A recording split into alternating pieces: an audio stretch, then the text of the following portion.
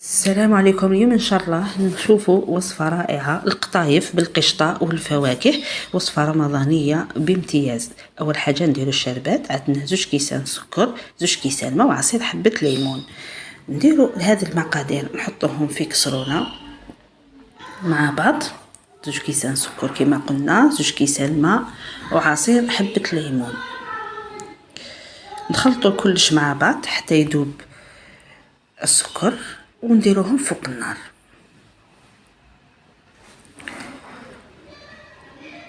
كي يبدا يغلي نحسبوا له 15 دقيقه ونطفيو النار. تكون هاد الشربات ماشي ثقيله وماشي خفيفه.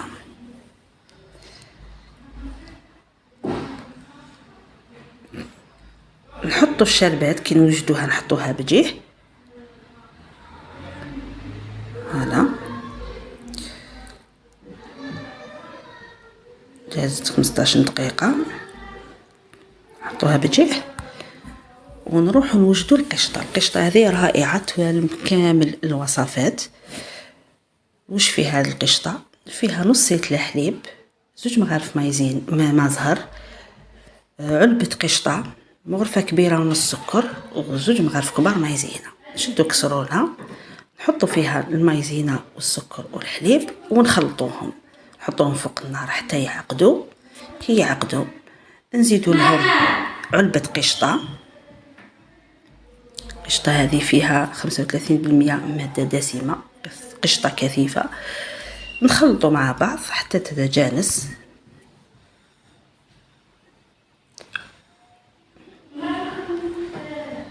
نخلطوهم بالفوي ومن بعد نزيدوا لهم 2 مغارف كبار مايزينه. نزيد نخلط جيدا ومن بعد نفرغهم في صحن ونغطيهم بالنيلون باش نيفيتيو القشره هذيك اللي تظهر من الفوق. المرحله الثالثه ندوزو للقطايف. نجيبو سنيوات، 2 سنيوات تكون قصيره الحافه ماشي غامقين. نفرغ لهم السمن دايب ونفرش القطايف ما تكونش سمكه تاعها خشينه ولا رقيقه بزاف. هنا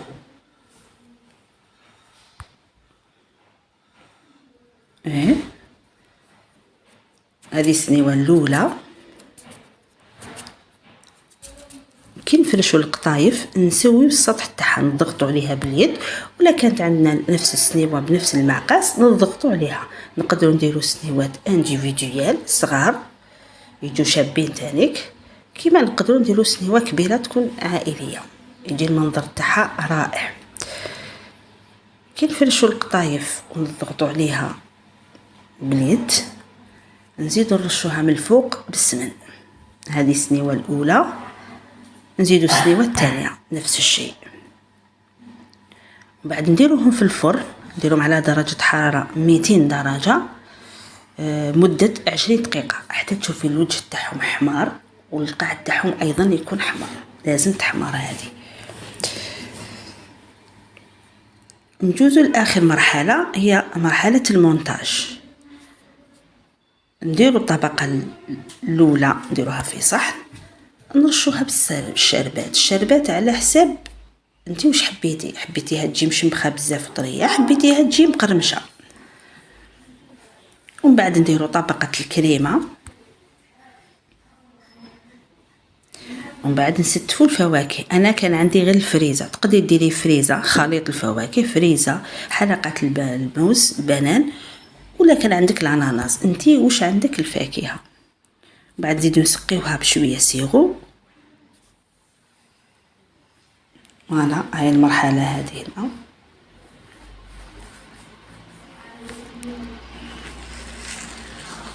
نسقيوها بالسيرو ونزيدو نغطيوها بطبقه اخرى، الطبقه الثانيه تاع القطايف.